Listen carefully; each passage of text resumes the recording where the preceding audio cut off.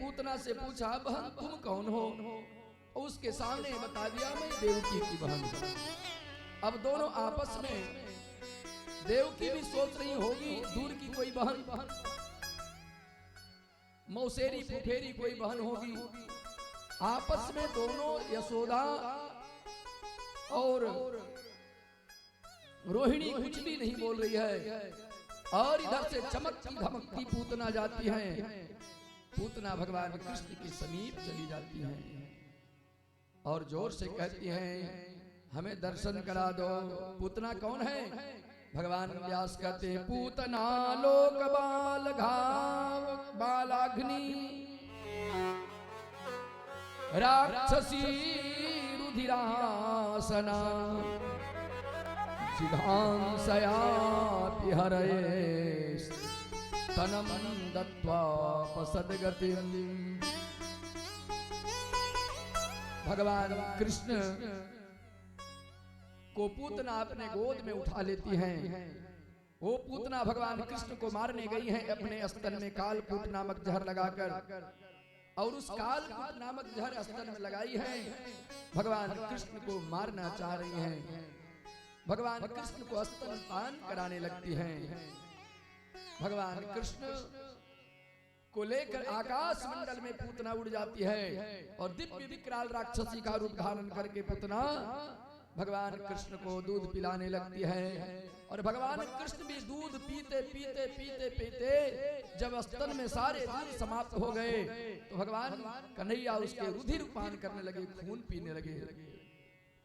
खून पीते पीते पूतना के प्राण तक पी गए।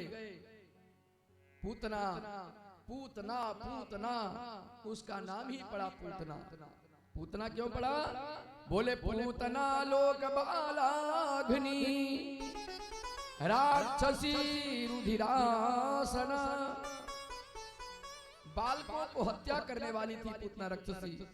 छोटी छोटी बालक, छोटे छोटे बालक जो थे, उन बालकों का वध करने का काम था। भोजन क्या करती थी वह राक्षसी? रुधिरासना। बालकों के, छोटे छोटे बालकों का खून पीने वाली पूतना भगवान कन्हैया को स्तनपान कराते कराते भगवान कृष्ण संपूर्ण प्राण को पी गए। भगवान कृष्ण कितने दयालु हैं। जब पूतना मारी गई, धड़ाम से जमीन पर गिरी और गिरकर भगवान कृष्ण उसके पेट पर खेल रहे हैं। अहो वकीयम स्तन कालकूटम जिघांसया पाययदप्यसाध्वीं लेभे गतिं धात्र्युचितां ततोऽन्यं कं वा दयालुं शरणं व्रजेमः।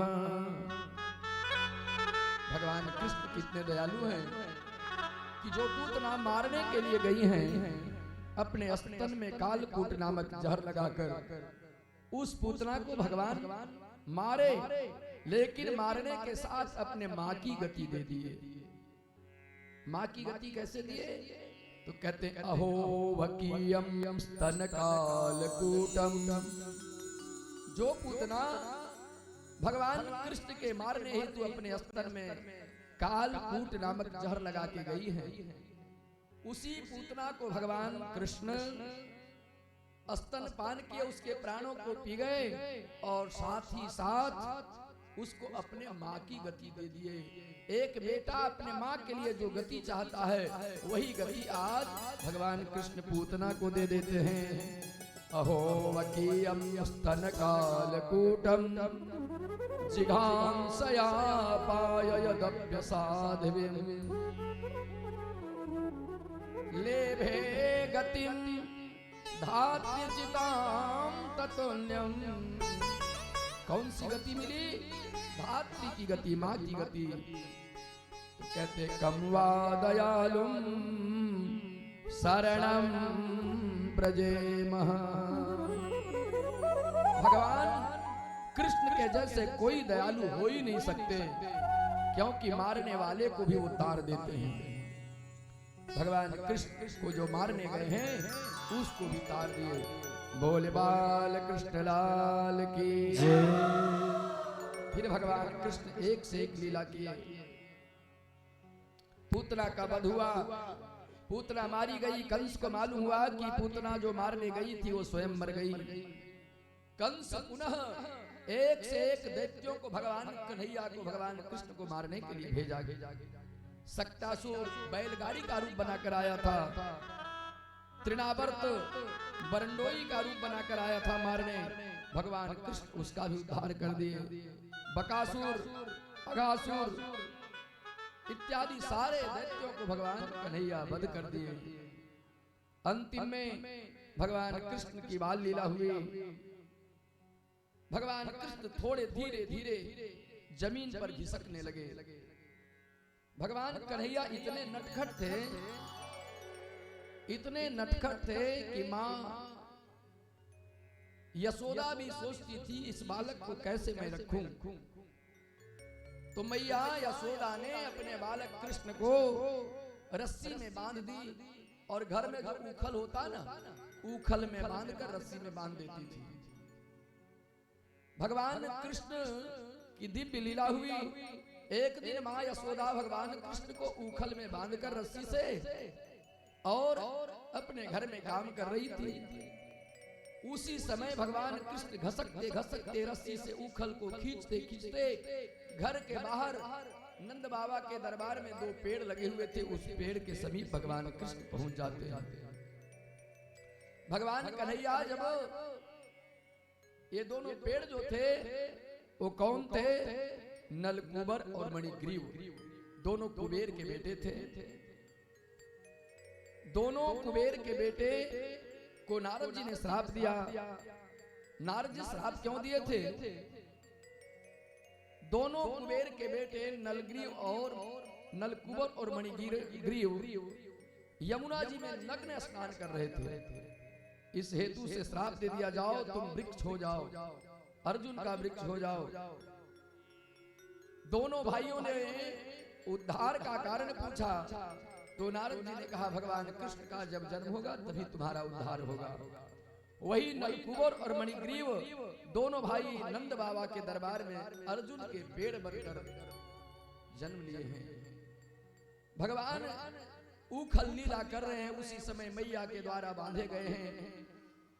भगवान कृष्ण उखल को घसीटते घसीटते लाए और दोनों वृक्ष के बीचों बीच इस पार से उस पार हो गए। रस्सी निकल गई लेकिन उखल दोनों पेड़ों के बीच में उखल फंस गया। और जब फंसता है उखल, भगवान कन्हैया जोर लगाते हैं और जोर लगाने के बाद दोनों वृक्ष धड़ाम से अर्जुन के वृक्ष गिर जाते हैं। बोले बाल कृष्ण लाल की जय।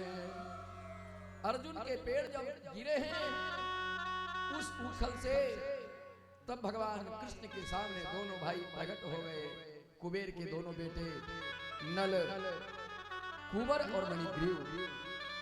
कुबेर के दोनों बेटे खड़े होकर भगवान कृष्ण से प्रार्थना करते हैं, प्रभु हमें आप क्षमा कर दो, हमसे गलती हो गई थी। नारद जी के श्राप, नारद जी के द्वारा श्राप मिला। हम अर्जुन के पेड़ बनकर आपके उद्धार की, आपके चरणों की धूल की प्रतीक्षा में कर रहा था। कब आप आओगे और मेरा उद्धार करोगे? भगवान कृष्ण कहते हैं नलकूबर और मणिग्रीव से, बहुत दिन तुम कष्ट किए हो, मैं तो तुम्हारा उद्धार कर दिया, लेकिन अब तुम कुछ मांग लो हमसे। जो भी वरदान मांगना चाहते हो मांग लो।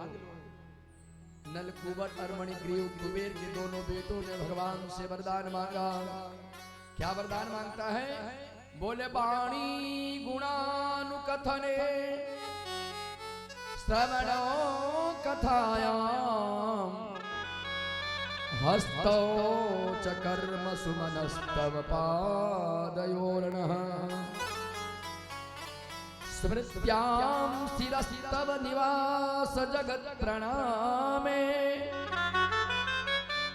दृष्टि सतां दर्शनेस्तु भवत्तनूनाम्। कुबेर के दोनों बेटे मणिग्रीव और नलकूबर दोनों भाइयों ने भगवान से वरदान मांगा। क्या मांगा? भगवान कन्हैया से दोनों भाइयों ने कहा अगर कुछ देना चाहते हो प्रभु तो मुझे वरदान दो। कैसा वरदान? बोले वाणी गुणानुकथने, मेरी जो वाणी है प्रभु आपके गुणगान करती रहे दिन रात। मेरी जो वाणी है दिन रात आपके गुणगान में लगी रहे। ये मेरे मुख